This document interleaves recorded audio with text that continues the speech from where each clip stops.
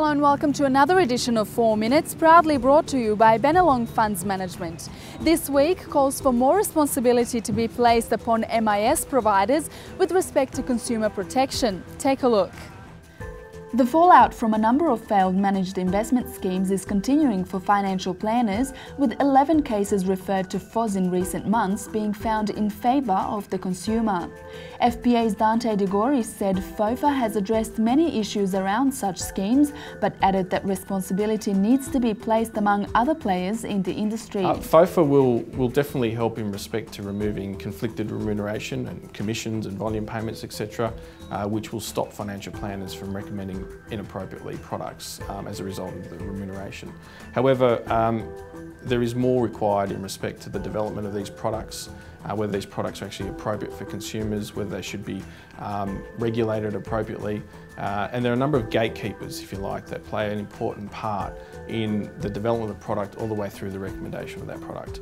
And these includes the product manufacturers themselves, the fund managers, the directors, auditors, ASIC, as well as licensees and financial planners. Also on our front page this week, Tim Stewart takes a look at recent executive moves in the financial planning industry, and in our top story by Mike Taylor, Liberal Senator David Bushby calls for transparency in APRA's handling of super funds. In other news this week, the industry super network has branded financial advice as 90% sales. Using a report published by ASIC earlier this year, ISN claimed only 10% of the country's 20 biggest licensees are remunerated purely in the form of fees.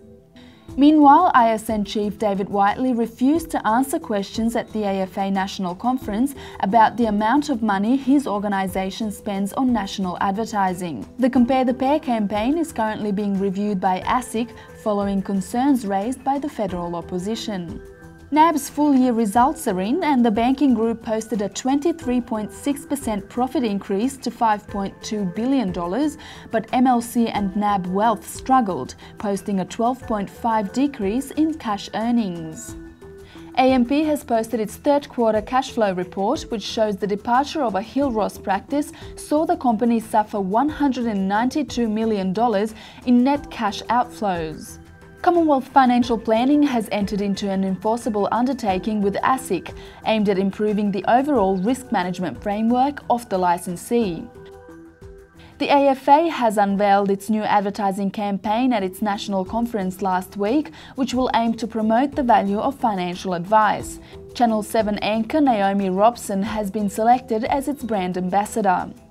ASIC Chairman Greg Metcalf has outlined the regulator's proposed financial advice education regime.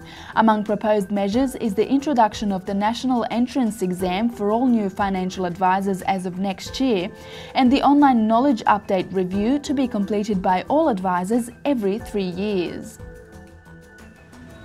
For all the details on those stories and more, make sure you pick up tomorrow's issue of Money Management. Thank you for joining us this week. Bye for now.